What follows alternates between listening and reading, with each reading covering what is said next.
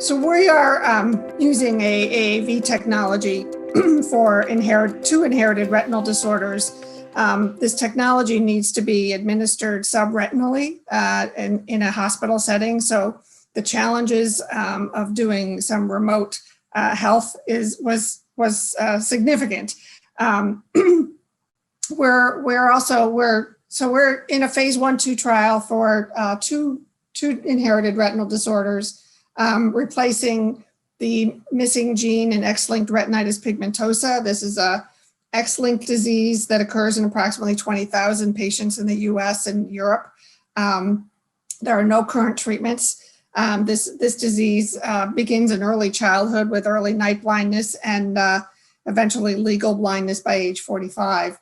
And secondly, achromatopsia, which is a autosomal recessive disorder that affects, again, it's rare, fewer than 28,000 patients in the US and EU. They're legally blind at birth, experience extreme light sensitivity and complete loss of color discrimination.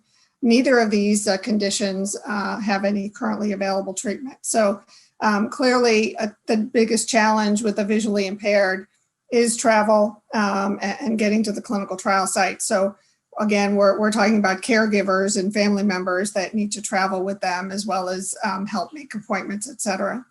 Next slide.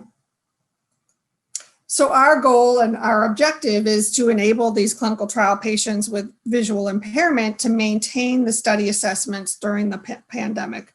Obviously, we have a very rigid timeline by which we need to adhere to get these patients into the clinic, have their surgeries, have their follow-up visits, to meet our trial endpoints.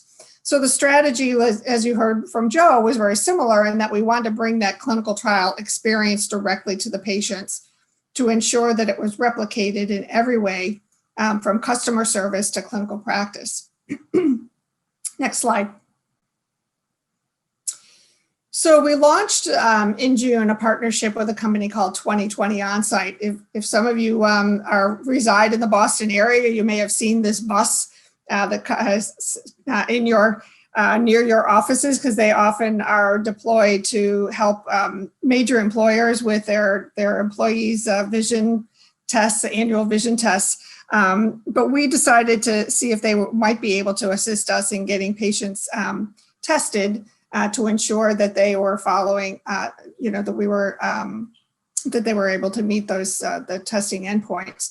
The challenge is that these tests are not routinely done in an ophthalmologist's office or a optometrist's office. So we really needed to focus on getting the necessary testing equipment, adhering to appropriate safety protocols.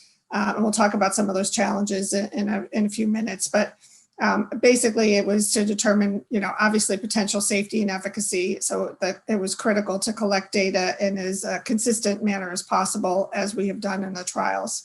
Next slide. So the challenges in the clinical trials, and we've heard this all morning as in mobile testing, is and certainly in the rare inherited retinal disease, is the complexity of the trial and the tests involved that I alluded to. Not all of the tests used in the trial are part of standard clinical practice. The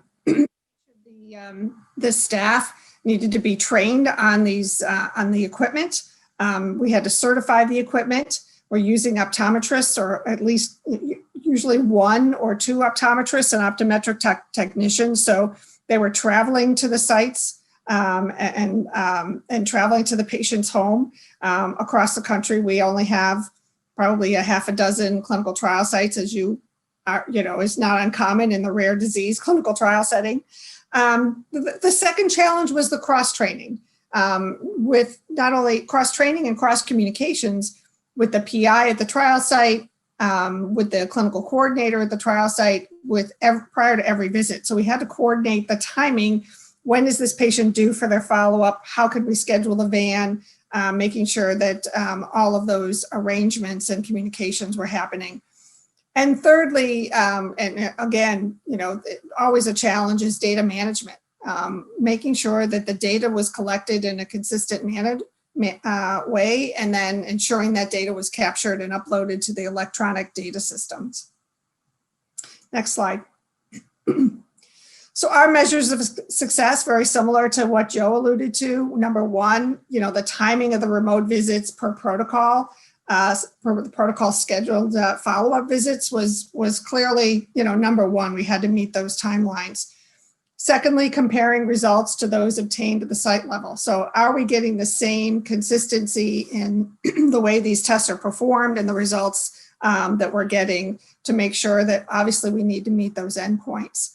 And then finally, the patient experience.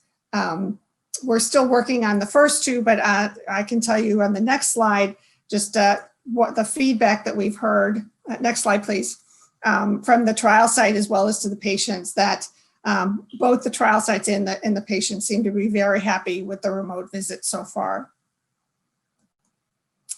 Next slide. So can never pronounce this, replicability during the pandemic, that's a tough word. Obviously, we created this in response to the pandemic to align our commitment and support of our patients while prioritizing their safety. I think that we will obviously continue this, but there is a huge opportunity to expand this program to future trials to serve all patients who are challenged with traveling to trial sites. But again, it goes back to, can we replicate the data from the van testing versus the clinical trial site? And that's going to be the key. Post-pandemic, on the next slide, obviously, hopefully soon we will be able to, bring a home healthcare-like accessibility to patients enrolled in all of our clinical trials. And I think that could be a huge cost savings as well as a convenience factor for this particular condition. Its applicability to patients that require certain vision tests can be conducted in this setting. I think in the future, if we could train them on, more of the tests that are required to be conducted. Right now, they're only doing a handful of the required testing, but I think if there's an opportunity to get the mobile van or even a local ophthalmologist tested or certified on all of the equipment, that would be huge, because that would also minimize the number of visits that they have to go to the site for, other than the initial surgery.